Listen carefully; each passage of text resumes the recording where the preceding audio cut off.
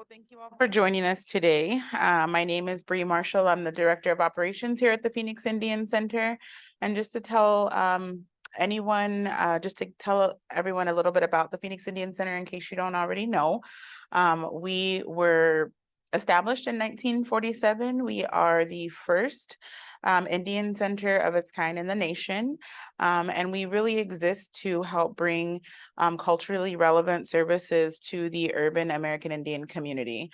One of the services or some of the services that we provide are we focus on youth development, language and culture revitalization, workforce development, and prevention services. Another important service that we offer, and one of the things that we focus on, is civic engagement. So how do we stress the importance of civic engagement and staying civically engaged to the community, importance of the Native vote and the importance of everyone using their voice, and how to learn where the trusted information is, because there's a lot of information out there that shouldn't be trusted. So we have put together a speaker series, and the first one today, we have Gabriella Cazares-Kelly from the Tohono O'odham Nation, who was the first Native American elected as the Pima County Recorder, here to talk about her journey. So welcome.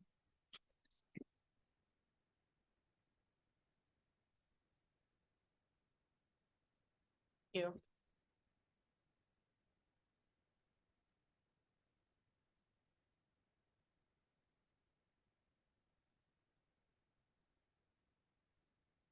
Everybody.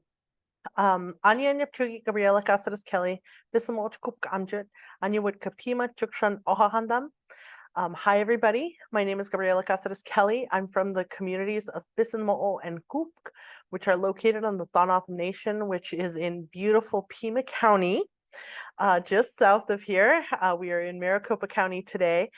But I now serve as the Pima County Recorder. It's an office that oversees voter registration, early voting, and document recording for the county.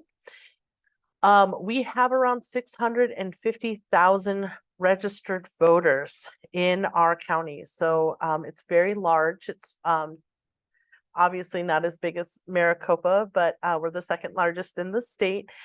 And I ran for office in 2020 and won, and have been serving since January 2021 in this office. I'm the first Native American to hold an elected seat in Pima County, and only the fourth to hold a countywide level seat in the state. And so I wanted to talk a little bit about how I got to be here in this position. I think like most people, never grew up thinking that I was going to run for office. That was something that was not a part of my my goals or my expectations, or even my wildest dreams. I could think of running for office. That was never ever a part of my my plan. I used to be an educator. I certified to teach high school English. I have taught in the past. I also worked at Tohono O'odham Community College, which I hear is just upstairs, the Phoenix branch. I used to be the academic advisor there. And it was actually while working there that one day a random organization, and I don't remember the name of which organization it was, they reached out to us and they said, can you do a voter registration table at your community college? And I thought, oh yeah, that sounds like a really good idea. Like, I don't think we've ever had that before. Why don't we have, we can do 2 afternoons in the student lounge. Easy. That sounds so fun, and it sounds easy. I like voting. I'm into voting. No problem. Well, what happened instead was every single time we set up a voter registration table for a Wednesday and a Thursday, so we could get all the Monday, Wednesday students and all the Tuesday, Thursdays. And what happened was, I would say to somebody, are you registered to vote? And if they were Native, the very first question they would ask was, you mean like for the tribe or for like the president? And so every single time I asked somebody that question, it resulted in a civics lesson or the requirement of a civics lesson. They needed to have way more context, and they needed to know what the difference was and how did they find out whether or not they're registered to vote. We started still registering people, and because I was working on the nation, on the Tohono O'odham Nation, we were encountering a lot of people who didn't have physical addresses. So they lived in a certain community, they knew the community name, but they didn't have 1234 West Cactus Road. That wasn't something that they had as part of their address, and that's not a normal part of how they fill out any paperwork. Normally it's a PO box. And so on the voter registration form, it says you must put a physical address. And so people are like, how do I explain where I live if I live in Chukotguk or Hikwan or Tatpomri?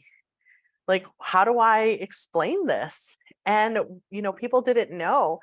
And we had to call the Pima County Recorder's Office. First, we tried looking on their website and we couldn't find the information. And then we started calling. And we had to call, and there was only 2 people who knew the answers to the questions I was asking. And if one of them was on lunch or not available, that meant I had to call back or had to wait for a phone call back. It was very discouraging. So I started calling and calling and calling and calling, because we kept running into all of these questions that it turned out to be really hard to get tribal members to get registered to vote. And the information wasn't very clear, and people had so many questions. And so it got to the point that I took my sister off of my speed dial and I put the Pima County Recorder's Office on speed dial, because anytime I was registering voters, I needed to be able to just ask these quick questions because nobody had ever asked them before. And so we registered all of these students. It ended up taking us a month. My table with all of the supplies just stayed up for a month. I had moved it in front of my office door. And in order for the students to come in, they would have to kind of like shimmy into my office just to come talk to me about non-voter registration things. And we had Native students, we had non-Native students, we had students who maybe they had a California driver's license because they used to live there, and then they came to our school to play basketball. And then mom and dad moved to New Mexico, but they don't live in New Mexico and they've never lived there, and they don't plan on moving back with mom and dad. So where does that person register?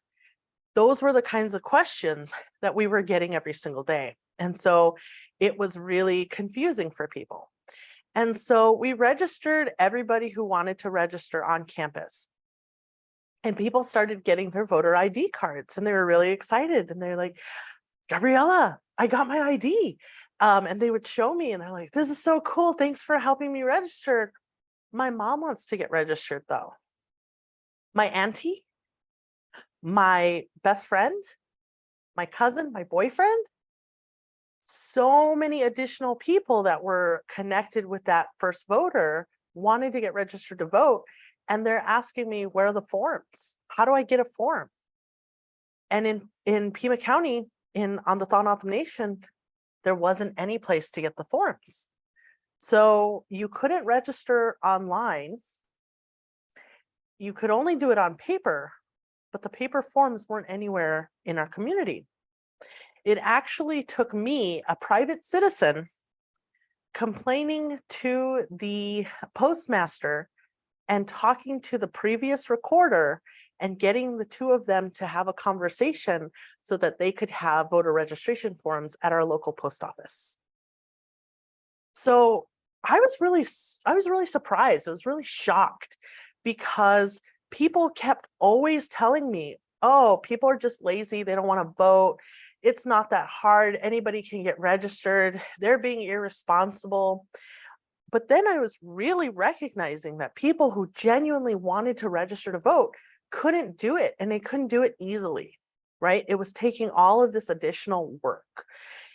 And I was really shocked because I had been a voter since I was 18. What's going on here? And so I started doing research and I started thinking about it.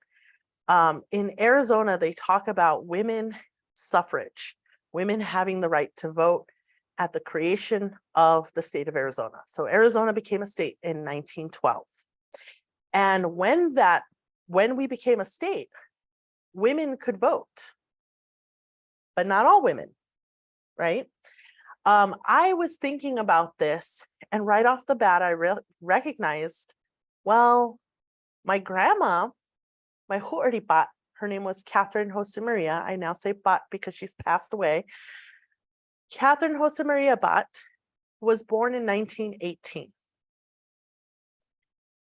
But because she was born indigenous, she wasn't considered an American citizen in the United States. There's people at the door. You can come in. She wasn't considered a United States citizen and wouldn't be until 1924 with the Citizenship Act, right? But that didn't mean that we automatically had the right to vote. We were treated literally as children and had guardianship. So we were not thought to be smart enough to make our own decisions about anything, including something so as important as whether or not to vote. So it wasn't until World War II veterans, combat veterans came back from World War II, they tried to register to vote here in Maricopa County.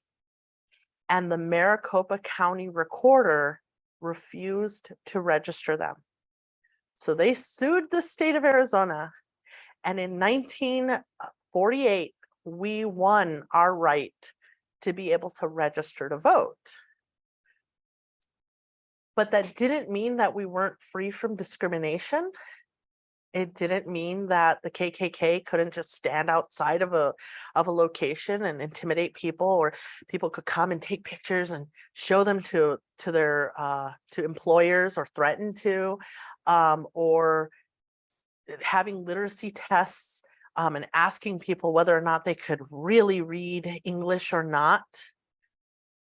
None of those were any protections until the civil rights movement paved the way. Dr. Martin Luther King Jr., the late John Lewis, thousands of other people who marched and protested and fought for our rights. They paved the way for the Voting Rights Act of 1965. Haba in Huribat be smart Kmirganyok.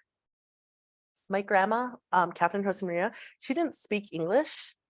My grandma was a badass. She was a powerful leader within my community. She was super smart, really logical, creative, and she was really funny. She was the gossip queen of Bissamol.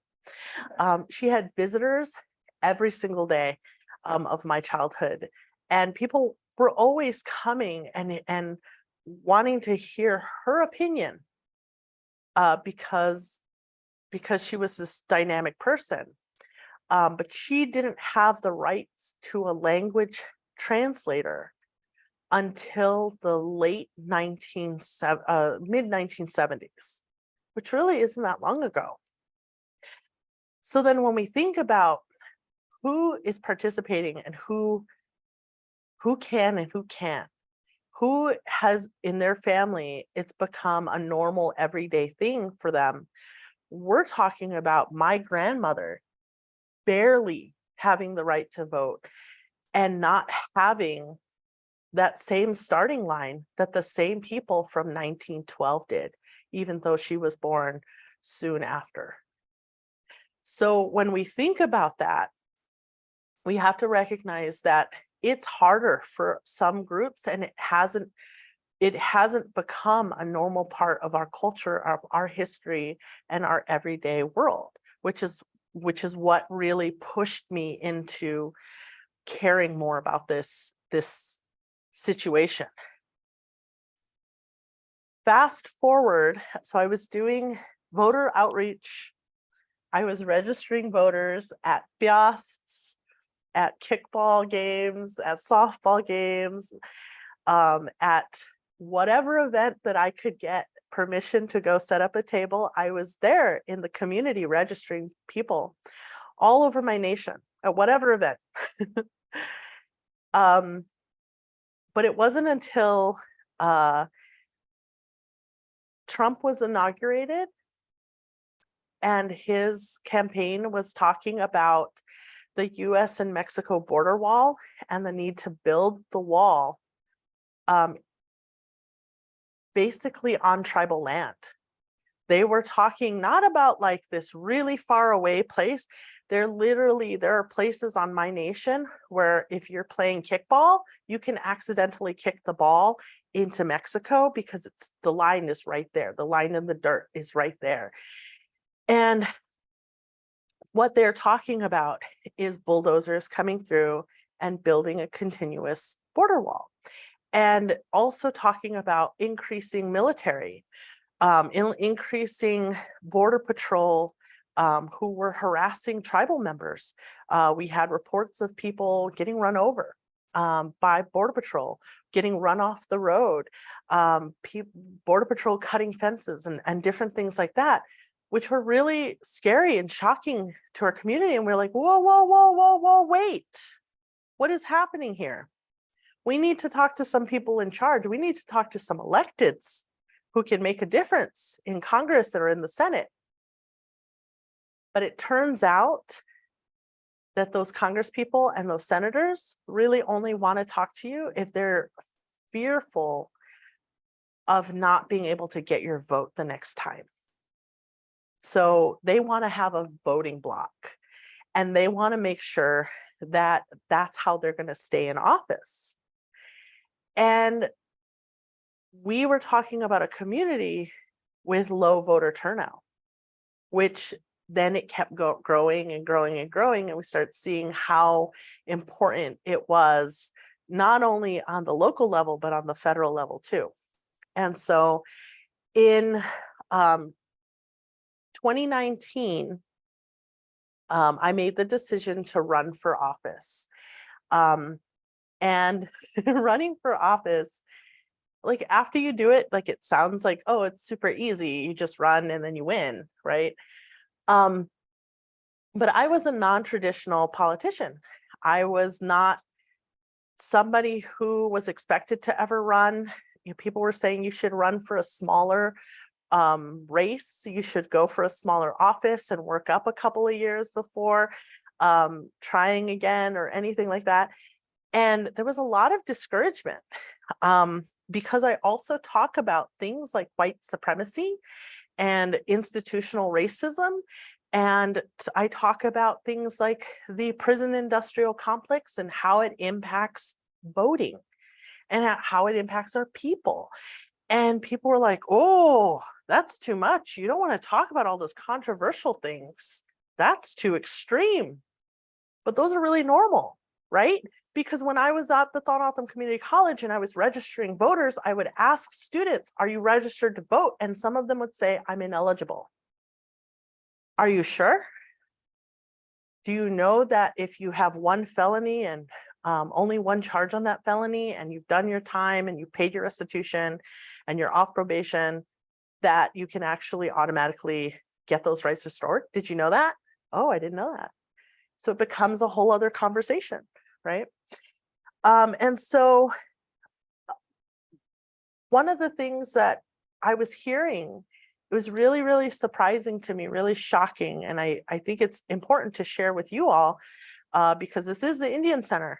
Like, we're gonna have to jump over additional burdens to have representation because we're Native. And so I started running, and I had supporters, people who were like, oh, I support you, but you might want to tone down the Native. you might want to talk less about this community. And I didn't know how to do that. Like, how could I be less Native? How could I look less Native? Well, how could I talk less Native? How could I think less Native? If I couldn't talk about the reasons that brought me to wanting to run for this office to begin with, which was working in my community, which was concern for my community, which my community is Native. And so I got a lot of feedback like that. And I actually had to make an active decision whether or not I was going to be myself, or if I was going to try to fit myself into the mold of what people think a politician is. So a few months before I had even announced, me and my friends had gone to Washington, D.C. We were there on a lobbying trip. We were there talking to our elected officials about issues that impact our nation. And one day, one of my friends, she's really insistent, because the work is hard, because the work is heavy and it pulls on your heart, she says, we have to do something fun. And so one day we dressed up on our traditional clothes. We went and talked to all of our congresspeople and senators, and we talked to them about heavy things like pollution because of mining. We talked about missing and murdered Indigenous women. We talked about the state of our Indian education. We talked about all of these really heavy things. And then afterwards, we went over to the mall and we rented a bunch of scooters. And in our traditional clothes, we didn't go back and change or anything. We just jumped on our traditional clothes and we went zooming around the sidewalks in our traditional clothes. And, you know, anytime you travel, people, you know, if you're visibly Indigenous, people are going to stare at you. And when you have a group of 10 people together and all of you guys are looking super fly, like a group of beautiful natives would, if you're walking through, right? People were staring at us. And so we would go through the sidewalk or the airport, or, you know, we're walking down through the metro and people would just be turning their heads and looking at us. And so I was being silly and I would say, excuse me, rich natives here. Excuse me, clear the way. We're very important. Excuse me, we own this land. And we would say that. We would say that throughout our whole trip. And I kept pretending to be like the bouncer, like the security guard. Like, excuse me, we're coming through. Excuse me, we've got a VIPs here. And so when it was my turn to get on the scooter, I went down the sidewalk. I turned around. I was very scared. And I came back up and I'm just holding on. And one of my friends is next to me. And I'm realizing as I'm coming back through that there's people on the sidewalk and I'm on the sidewalk and I don't really know how to work this thing. And so I'm like, excuse me, Indigenous woman coming through, clear the way. And people got off the sidewalk, which was really good because I really didn't know how to stop the scooter. But my friends had been watching and they had been filming, and they filmed this tiny little, I think it's like a 17-second clip, and it went viral on Twitter and it went viral on Facebook and Instagram. And I had people saying, after I announced, you should use that video as part of your campaign. Then I had other people who were saying, I support you, but you need to be less Native. You need to appeal to the white middle class, older voters who are the people who actually vote. And they said that. They said that to me. And like I said, that sounds like well, of course you're going to pick to be yourself, right? But when, you know, it's okay to be yourself when there's nothing on the line. But suddenly now I'm asking for money from people to make donations to my account. I'm asking for people to volunteer for me. I'm asking for them to wear t-shirts that have my name to help me advertise. that I'm running, I'm asking people to do all of these things. And then I have people telling me, you need to tone it down. I support you, but it took me hearing another speaker, actually. Her name is Amy Allison. She's from an organization called She the People. She's a good Twitter follow. She got up. I was at a campaign training event. This is before COVID, probably 300 people in the room, and I'm in the way back. And she says, if there is anybody who is telling you to be less of the Black or brown or Indigenous badass that you are, you need to swipe left, because those are not your people. And then you need to go and find your people who support you for being you and for talking about the things that are important to you. And so I actually had to make that active choice. And I did. And we launched a sticker campaign with this image. My son drew this, and then we had an artist digitize it, and it says Indigenous woman coming through. This ended up being one of the most, one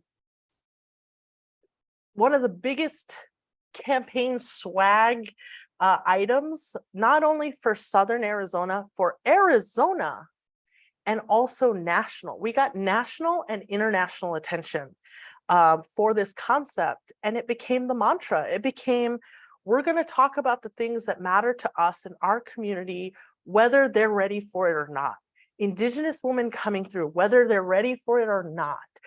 And we have to continue to talk about those things, because people are going to tell you it isn't important. It's not, it's just a small group of people.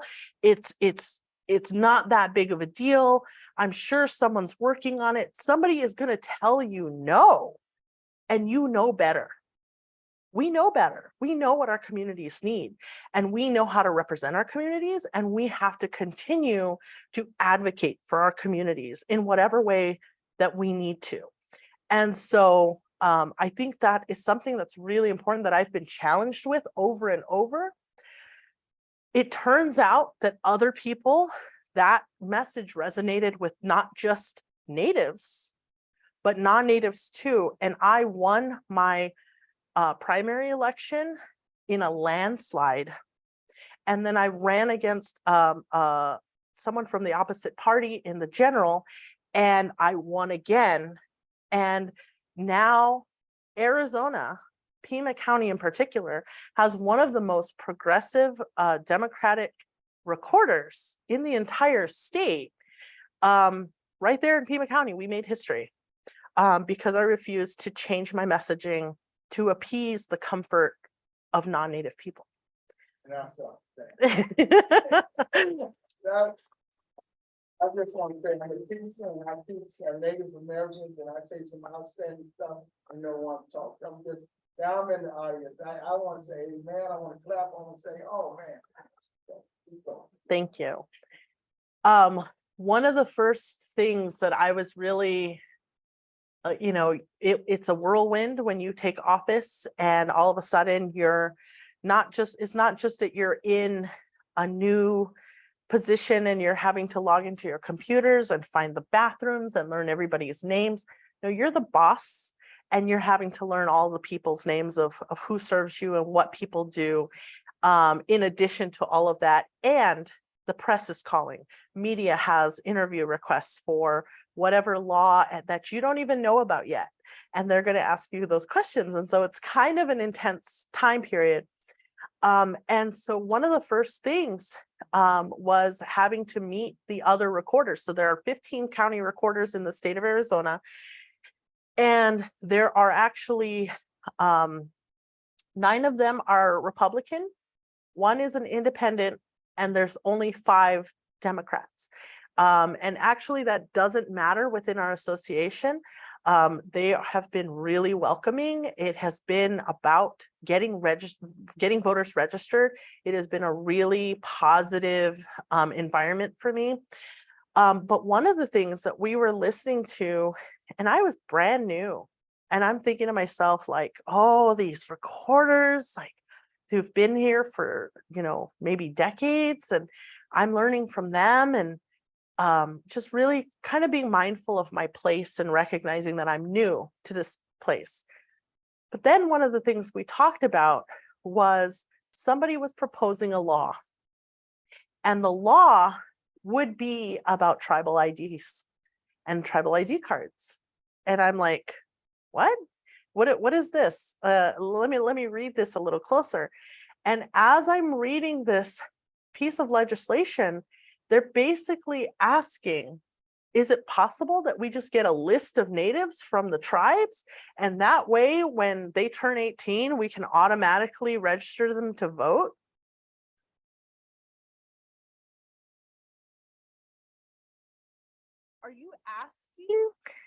Are you asking for the government to maintain a list of natives? Because that's happened in the past and it hasn't worked out well for us. Are you seriously trying to propose that? And so most people just said, oh, that's not really logical. Oh, that's not how it works. And they were just kind of dismissive. And I was the only person who said, not only is that not practical, that is not logistical, it's also offensive and it's disgusting that you would even suggest that. So no. And right away, I recognize I belong here. My voice needs to be in the room. There is none of this imposter syndrome of like, should I be here? Shouldn't I be here? You know, do I belong here? And like, no, we're lucky that we're finally here, because those kinds of conversations were happening without a native in the room to be able to push back on that situation. So I'm going to stop sharing so that you guys can ask any questions. And I definitely want to make sure that if there's any questions online, that we have time for any questions. I'm serving right now a 4-year term. I'm 2.5 years in. I'll have to run again in 2024. But my everyday is living, breathing, and thinking about how to serve voters, Native voters, non-Native voters, new citizens, houseless folks. Our most vulnerable is who we're trying to aim for, and making sure that things are accessible so that people know how to get connected. And so whatever, does anybody have any questions?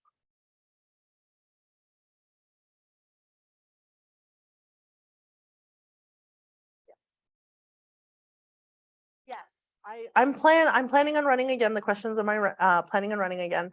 I plan on running, and I'm committed to this office for at least 8 years, which is 2 terms. And I say that thinking, oh, of course I'm going to win again. You never know. But I'm really committed to that. I can't say any further than that, because the previous recorder who was in this office before me was in office for 28 years. And I don't know that I can make that kind of commitment. So I say 8. So I would like to run for at least two terms and then reevaluate. But so far it's been just really positive, and I really enjoy it. Is that a microphone? That is the coolest microphone. I don't know if people can hear it or see it online, but it's a big square. Any other questions? Sure. Please talk about Courage, you know, it happens also in the African American culture. You know, when you said, why don't you appeal to the middle class white community? And you say, no, I'm coming with the issues from my heart. Where do you think that type of strength and courage came from? So I think that's a really important thing to talk about. So I'm a pretty, I wouldn't say overly confident. I think I have a normal amount of confidence. I'm kind of a silly, sometimes goofy person. I let that lead me, and I'm fine with that. But what happens when you have to suddenly get up in front of people and tell them that you're running for office? If you have a normal set of confidence, it goes down into the ground. I literally the first time that I had to announce to people, I wanted to write it out and I was shaking.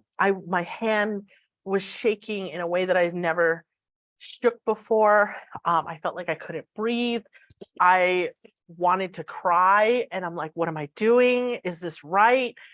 Are people gonna like think this is dumb? Am I gonna get any support? And you want to back off as much as you can, like, and it's really an emotional thing. People used to say to me, thank you for running, and I didn't really understand why they would say that. And now that I've gone through a whole process, I recognize it's because it takes a lot of mental, emotional, physical energy. It costs a lot of money to run. I'm working class. I'm a working class person. I was going paycheck to paycheck and then suddenly running for office. And so the confidence, like I said, I had a normal amount that I think, and then it went down into the ground. I was negative confidence running for office. And then, like I said, I was having to then ask people for things, ask them for my support. Will you support me as I do this thing? And actually I got so much support from my community.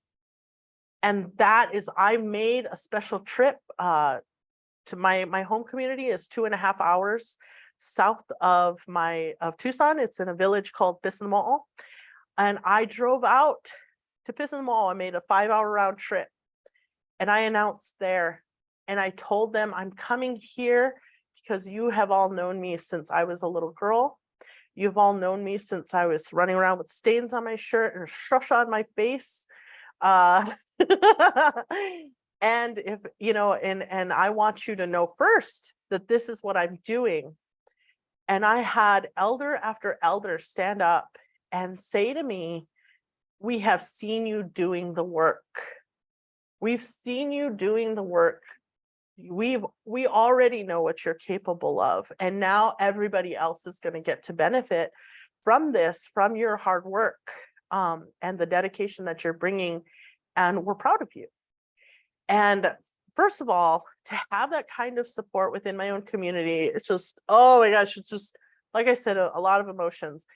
But almost everywhere that I turned, because I had already been doing this work, because people recognized me in the community, we're accountable in a different way. There can be a non-native person who runs for office, holds an office, makes a fool of themselves. And then they can move to another state and we never think about them again. But I'm from Bisimo'o and Kupk. I'm from the Tohono O'odham Nation. Whether or not I want to, I represent my community everywhere I go, everything that I do, every single day of the year. And at the end of the day, if I make a fool of myself, I'm going to have to return to my community. There's no way that I cannot, because that's who we are as people. And there's a different level of accountability because other people are waiting and watching and dreaming with me. And so I think I got a lot of that confidence and that support from community. And it was amazing because I wasn't having to introduce myself to the community. I was just having to tell them, hey, I'm running for office now. Can you support me? And people were excited to because they saw the work. Any other questions?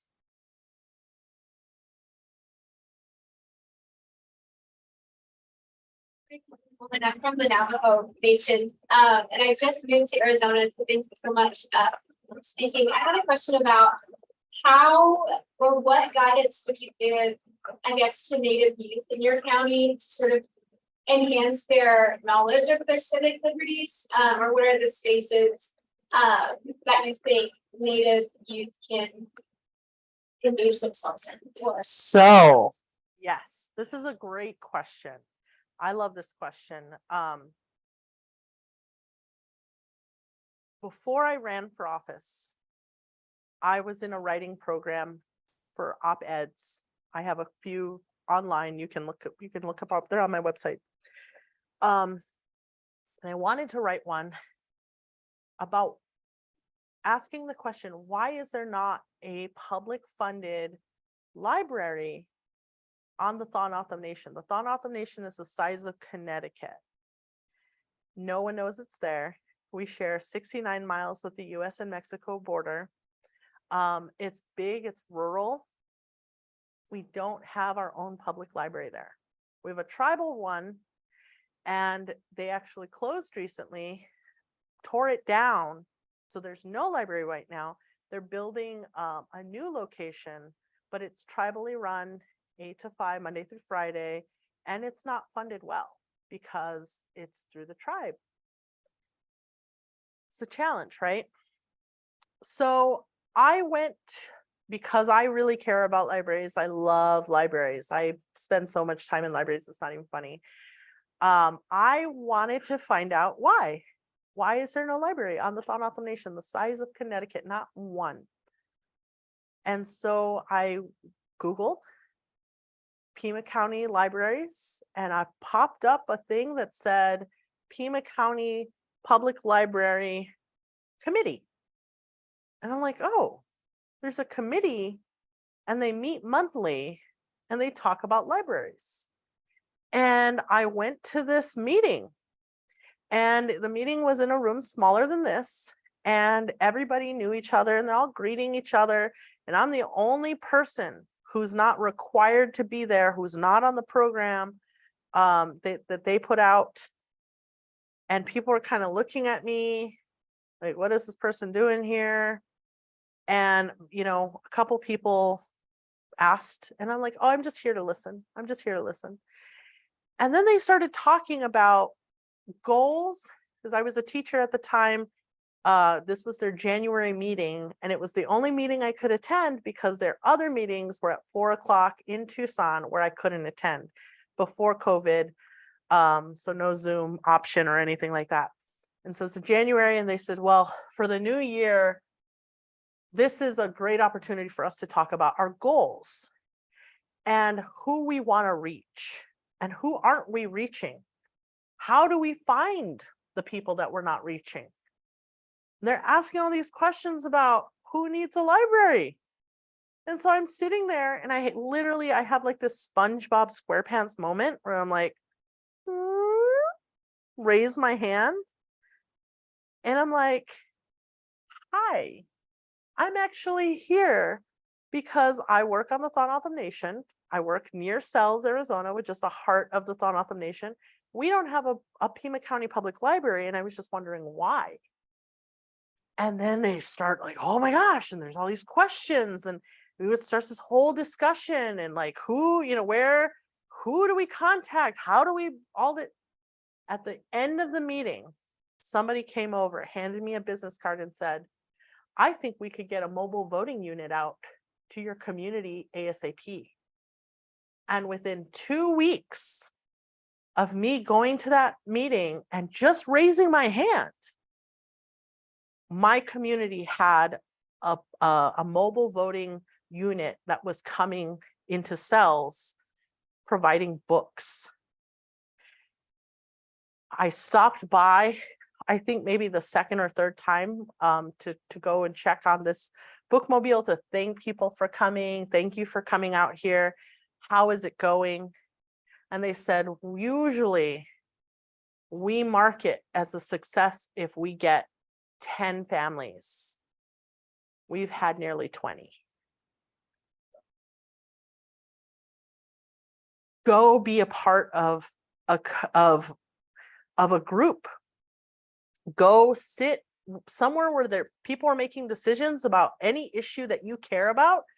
If you're talking about, oh, well, I really wanted to go to that Phoenix Pride event, and it was, you know, there wasn't a single Native thing there, and I care about Pride, go to their organizing meetings. Sit in that room. Let people make you feel uncomfortable. And when you can, raise your hand. Or better yet, get a seat on whatever committee is making those decisions and say, we really need to pay some Native folks to come in and perform. We need to give them the same money that we were going to give this fiddler over here with the LGBTQ fiddle or something like that.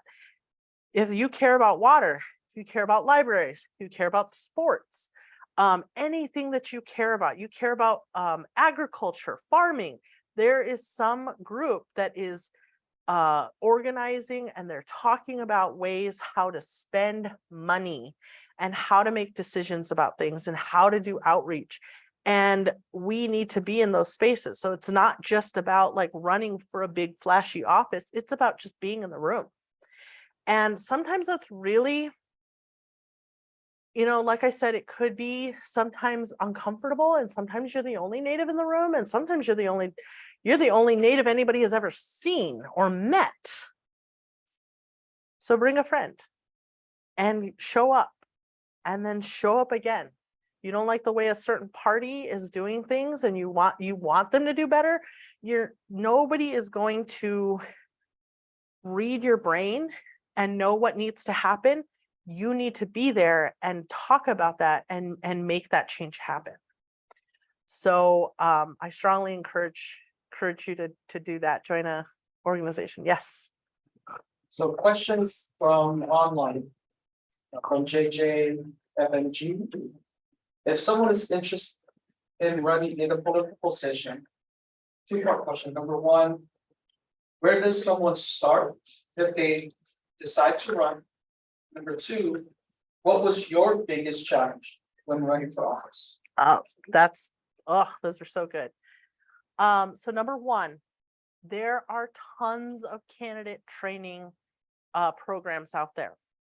I was really reluctant to participate in a lot of them because I was worried that as soon as somebody found out that I did, they were going to think I was Chumskug.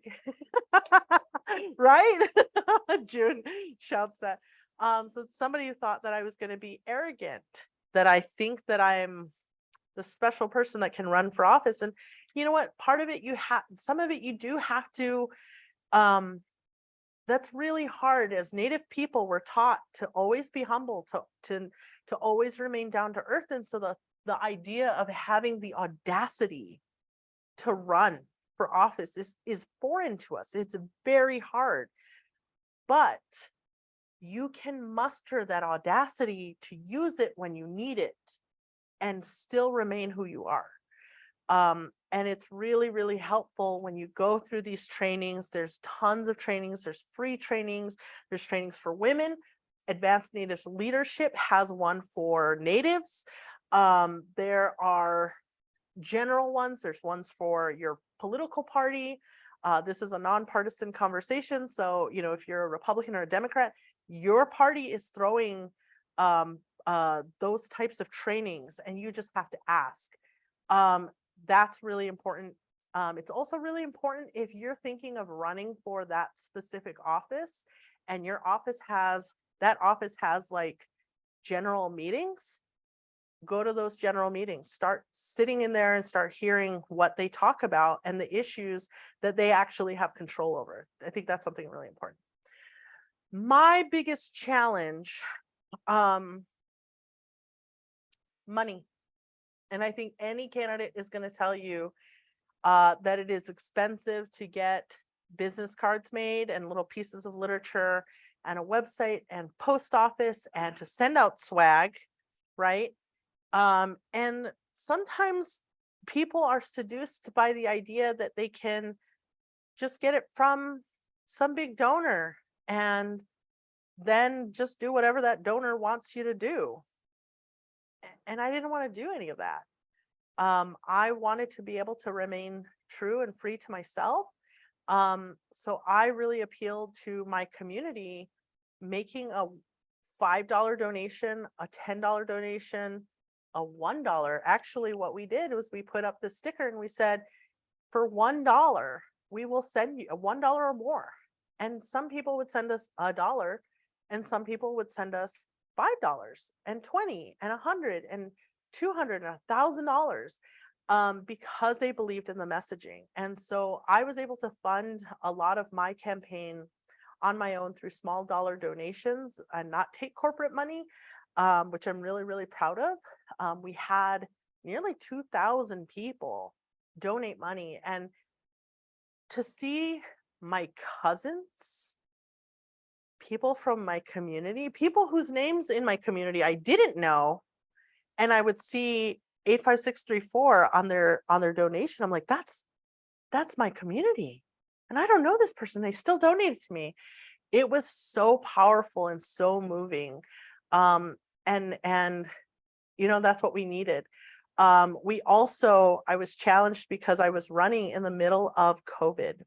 So one of the first things that you have to do as a candidate, you go and you register and you say, I'm declaring for this position, and they will give you petition forms. And you have to go out to people who live in that community and you have to ask for their signatures. And in the non-native community, if you hand somebody a petition, they're signing it halfway before like they even hear who you are. But in the native community, they want to know what this is. What am I signing? Hey, we've had people with clipboards come and ask for our signatures before, right? Doesn't always go well. So you'd have to give that pitch. This is who I am. This is what I'm doing. This is why. And so we had done that, and we needed to get something like 2,000 signatures before the cutoff date. And we were at like 1,600. And then COVID happened, and literally we closed down. And so people ended up having to mail me back the forms. But luckily, I had a lot of people who had been volunteering for me, people in my own home communities. My sister said no. I asked my sister is 100% non-political. She hates talking about politics. She doesn't want to have anything to do with it. She would rather talk about going to the movies, sports or whatever. And so I asked my sister, thinking, of course, my sister's going to support me, right? And she's like, no, I'm going to do that. And I'm like, seriously, Lisa? I'm like, you can't get me Margaret and Hondo's signatures, which are her best friends that she goes to the movies with all the time. Like, you can't just get me those three, you, Margaret, and Hondo. And she goes, oh, I could get you that. And then she did, and then she liked it. And then she actually was really excited by how much she could do. So she ended up being my second highest signature gatherer, because she was getting all of her friends and and it was just super exciting for her. And it was like a competition. And so she ended up being one of my biggest supporters, and having all these signatures. And then we went into COVID, and then we're having to do things remotely. So it's a little bit of a challenge, and it'll be really interesting to see in 2024, I'll run again, but this time I'll do all the normal things that candidates did, but I don't really know what that is because I did all mine virtually. So it'll be interesting. Are there any other online questions? Okay. Are there any other questions here?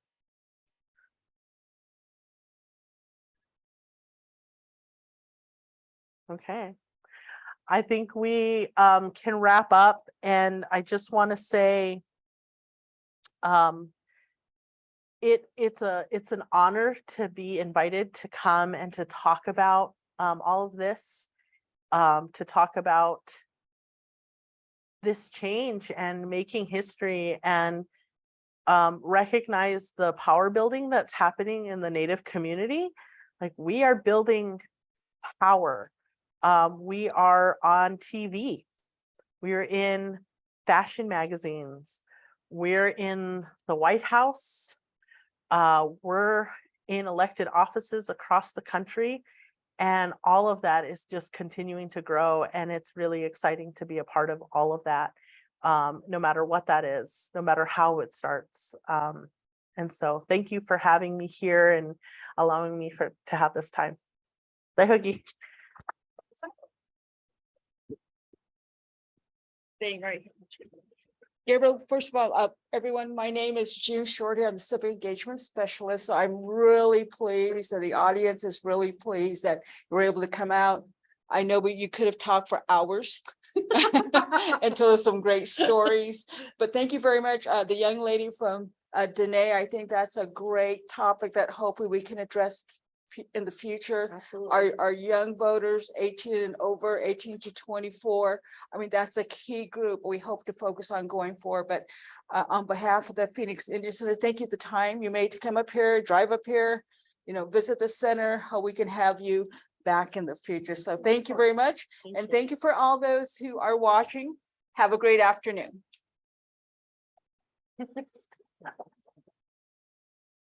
I would like to give you, I don't like to give gifts on